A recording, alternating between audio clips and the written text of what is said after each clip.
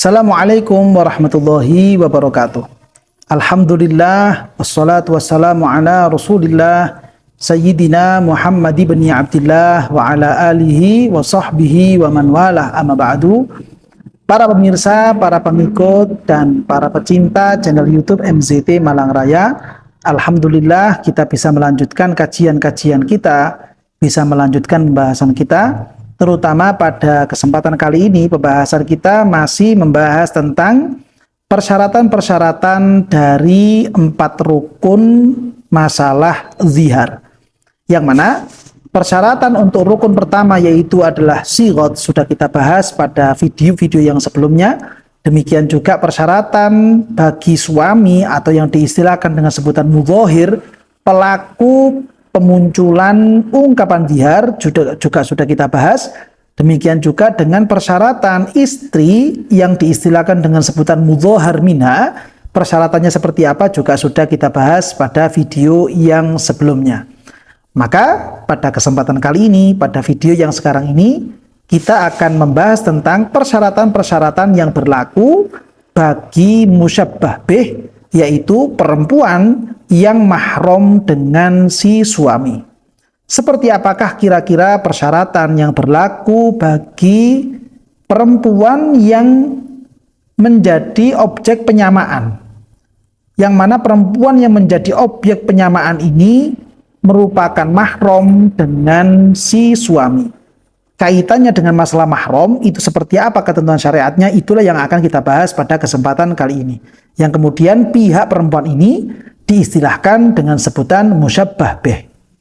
Dalam hal ini beliau Syekh Ibrahim bin Muhammad Al-Baijuri di dalam hasyiah beliau terhadap kitab Fathul Qorib memberikan keterangan wa syurito fil musyabbah bihi an yakuna kulla unsa au juz'a unsa mahramin binasabin au radha'in au musaharatin lam takun hillan lahu qablu. Yang artinya disyaratkan dalam rukun yang diistilahkan sebutan musyabbah bih, yaitu perempuan yang dianggap mahram kepada si suami, si laki-laki yang memunculkan ungkapan zihar, an yakuna kulla unsa, hendaknya musyabbah bih itu adalah kulla unsa, semua perempuan, au juz'a unsa, atau anggota tubuh dari seorang perempuan mahramin, yang perempuan ini atau anggota tubuh perempuan ini adalah masih mahram kepada si laki-laki atau kepada si suami. Binasabin, entah kemahraman itu melalui jalur kemahraman nasab, au radha'in, atau kemahraman itu melalui jalur susuan, au musaharatin, atau kemahraman itu melalui jalur pernikahan. Yang mana mereka semuanya mahram dari jalur nasab atau mahram dari jalur rodok atau susuan, mahram dari jalur pernikahan, itu semuanya disyaratkan ya lam takun hillan lahu qablu. Yang mana mereka semuanya memang sejak awal itu merupakan orang-orang perempuan yang mahram dengan si suami. Sebelum-sebelumnya mereka semuanya bukan perempuan-perempuan yang halal bagi si suami. Jika seandainya perempuan-perempuan yang menjadi musyabbah bih itu merupakan perempuan-perempuan yang memang sejak dari dulunya, sebelum munculnya si suami ini, mereka semuanya adalah mahram-mahram kepada si suami, maka itu sudah memenuhi syarat. Namun, jika kemahraman perempuan tersebut kepada si suami baru muncul setelah munculnya si suami, baru ada setelah lahirnya si suami, artinya si laki-laki ini dulu yang pertama kali muncul, lalu kemudian perempuan ini muncul yang mana statusnya itu masih halal kepada si suami, hanya saja kemudian karena perihal yang lain sehingga perempuan ini menjadi mahram kepada si suami, maka jika seandainya kemahramannya itu muncul di waktu-waktu berikutnya, maka ini tidak menjadi musyabbah bih yang menjadi sah dalam masalah zihar. Supaya lebih jelasnya, beliau Syekh Ibrahim bin Muhammad Al-Baijuri memberikan keterangan lebih lanjut lagi. Contoh perempuan-perempuan yang mereka itu sah untuk menjadi musyabbah bih. Sehingga ungkapan dhiharnya juga menjadi sah dalam kacamata syariat, yaitu ka ummihi wa bintihi wa ukhtihi minan nasabi. Seperti misalkan ibu kandung dari si suami atau putri kandung dari si suami atau saudari kandung dari si suami. Ketika misalkan yang menjadi objek penyamaan itu adalah ibu kandungnya si suami atau putri kandung dari si suami atau misalkan saudari kandung kepada si suami, maka mereka semuanya adalah perempuan-perempuan yang sah sebagai musyabbah bih. Maka juga ketika muncul ungkapan dhihar terhadap mereka semuanya, itu juga sah sebagai bentuk ungkapan dhihar. Ini contohnya. Contohnya lagi misalkan wa murdi'atu abihi au ummihi. Misalkan juga objek yang menjadi penyamaan tadi itu adalah ibu susuan dari bapak kandungnya si suami atau ibu susuan dari ibu kandungnya si suami. Jadi si suami ini punya bapak dan bapaknya ini ternyata punya ibu susuan. Sehingga ketika si suami ini lahir dulunya, ketika masih bayi dia itu lahir, perempuan ini atau ibu susuannya si bapak atau ibu susuannya si ibu itu langsung sudah menjadi mahram dengan si suami yang baru lahir ketika dia masih dalam kondisi balita. Ketika kemahromannya ini memang sejak dari dulu, artinya itu sudah ada kemahroman sejak si suami ini baru lahir di alam dunia ini, maka perempuan-perempuan seperti ini sah sebagai musyabbah bih.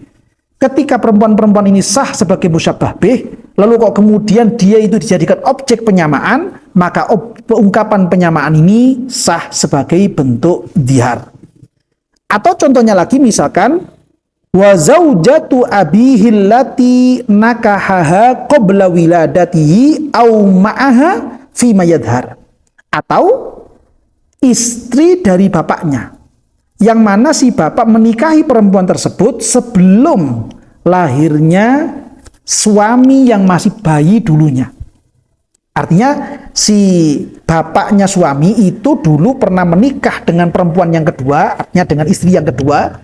Namun ketika nikah dengan istri yang kedua ini, si suami ini masih belum lahir, masih belum ada di alam dunia ini. Sehingga ketika si bapak ini sudah menikah dengan perempuan yang kedua, lalu kemudian dari istri pertama itu muncul atau lahir sosok laki-laki yang kemudian menjadi si suami, sehingga ketika suami ini lahir, dia secara otomatis langsung menjadi mahram kepada ibu keduanya, yaitu istri kedua dari si bapaknya. Ketika model mahramnya seperti ini, maka perempuan atau istri kedua dari si bapak sah sebagai seorang musyabbah bih. Ketika dia itu sah sebagai seorang musyabbah bih, maka di kemudian hari misalkan muncul ungkapan-ungkapan dhihar yang mana perempuan istri kedua dari si bapak itu menjadi objek penyamaan, maka itu juga sah sebagai bentuk dhihar. Berbeda lagi kalau misalkan ada seorang bapak yang melahirkan seorang anak laki-laki. Setelah si bapak ini dari istri pertamanya itu melahirkan anak laki-laki, lalu kemudian si bapak ini menikah dengan istri yang kedua. Artinya berarti kemahromannya ibu kedua ini baru muncul setelah lahirnya anak laki-laki. Lalu kemudian anak laki-laki ini di waktu-waktu berikutnya menjadi seorang suami. Lalu kok kemudian si suami ini menyamakan istrinya dengan istri keduanya si bapak. Yang mana tadi istri si bapak ini baru dinikah setelah kelahiran si suami. Maka orang perempuan ini atau istri keduanya si bapak ini tidak sah sebagai musyabbah bih. Ketika tidak sah sebagai musyabbah bih, jika seandainya si suami itu memunculkan ungkapan-ungkapan dhihar kepada istrinya dengan objek istri keduanya si bapak yang seperti ini, maka ungkapan ini tidak sah sebagai dhihar. Sehingga itu masih diperkenankan, tidak sampai menjadi tindakan-tindakan yang diharamkan oleh Allah Subhanahu wa Ta'ala. Kenapa demikian? Karena pernikahan yang terjadi antara bapak si suami dengan istri keduanya itu baru terjadi setelah lahirnya si laki-laki atau lahirnya si suami. Kalau misalkan terjadi pernikahannya itu sebelum lahirnya, maka itu sah sebagai musyabbah bih.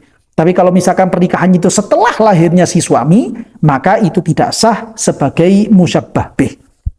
Itu yang perlu diperhatikan dalam masalah ini. Wa ukhtihi minar radhaati in kanat wiladatuha ba'da irdaihi au ma'ahu fi ma yadhar. Demikian juga perempuan yang sah sebagai musyabbah bih adalah misalkan saudari susuannya. Tapi saudari susuan ini muncul lahir setelah adanya proses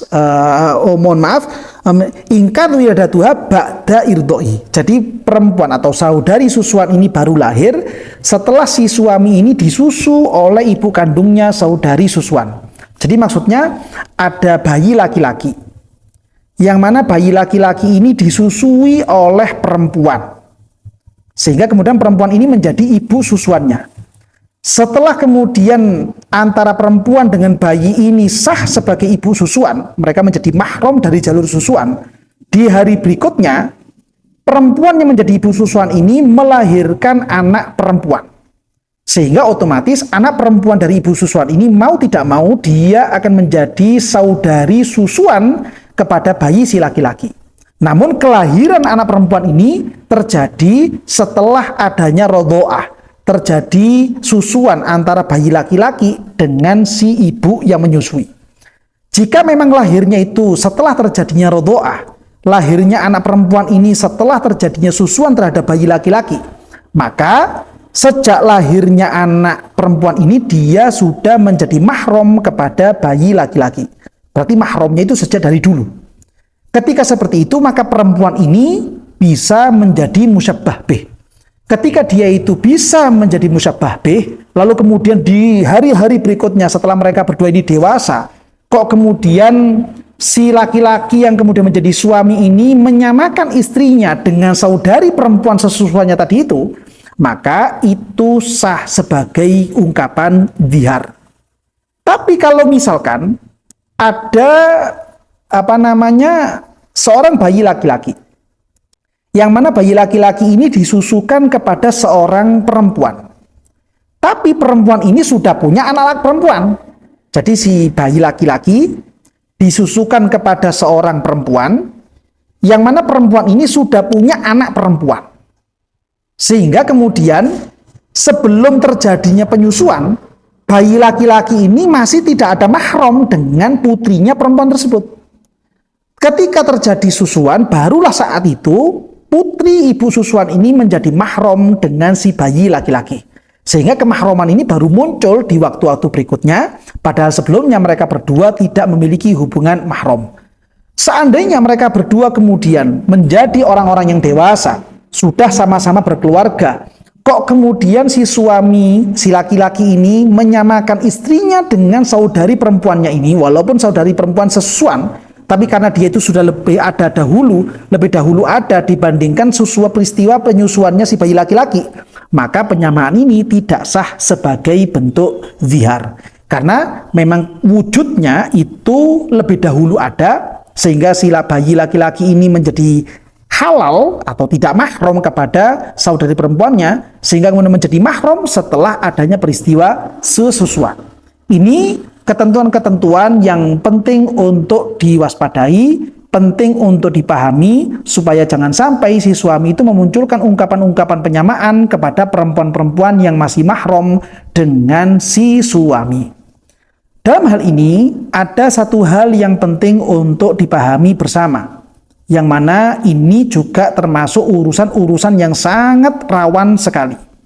Yang mana ungkapan ini, keterangan ini juga disampaikan oleh beliau Asy-Syaikh Ibrahim bin Muhammad Al-Baijuri dalam takrirat beliau terhadap kitab Al-Iqna.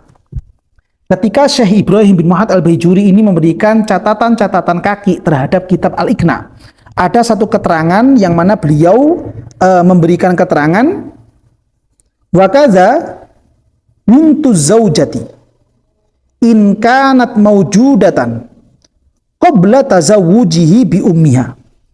Ketika misalkan ada seorang laki-laki yang dia itu menikah dengan seorang janda, yang kebetulan si janda ini sudah punya anak perempuan, sehingga berarti kemahromannya anak ini yang kemudian dibahasakan dengan anak tiri, kemahromannya si suami dengan anak tirinya ini baru muncul ketika terjadi peristiwa dukhul, terjadi peristiwa jima dengan ibu dari anak tiri.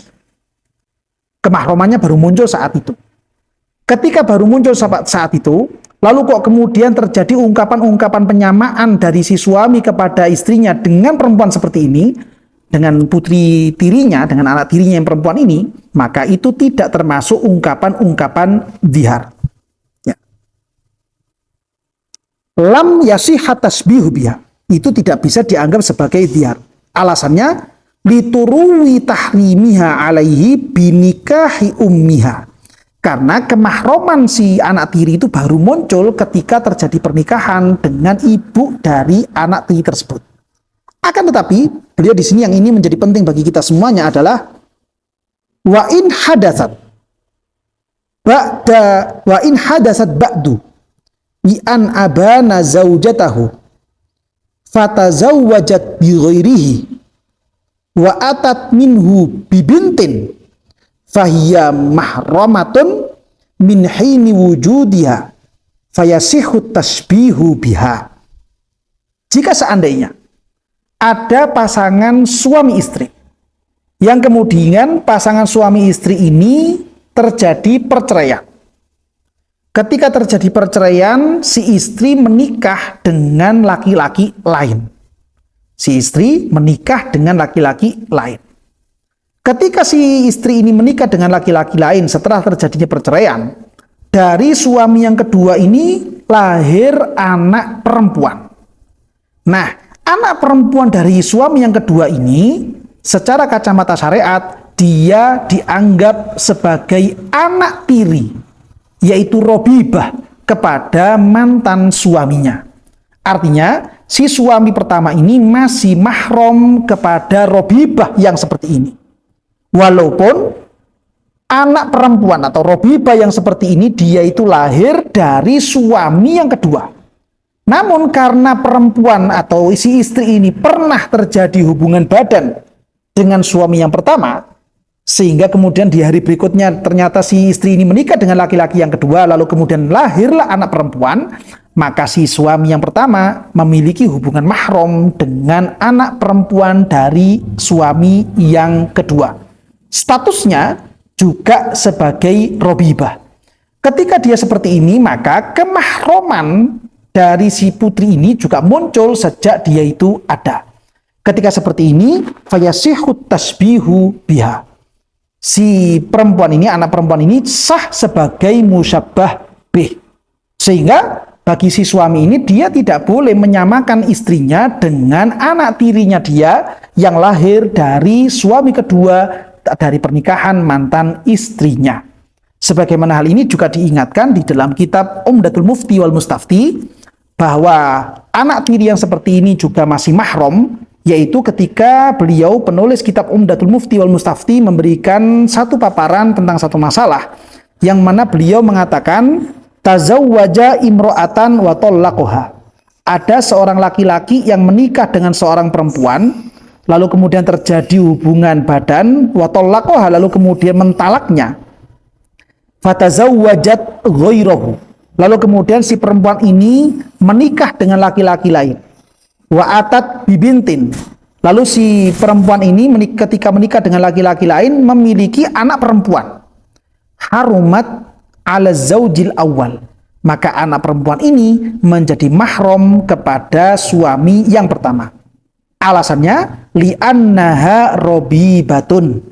Karena anak perempuan dari suami yang kedua ini secara syariat dia sah sebagai seorang robibah.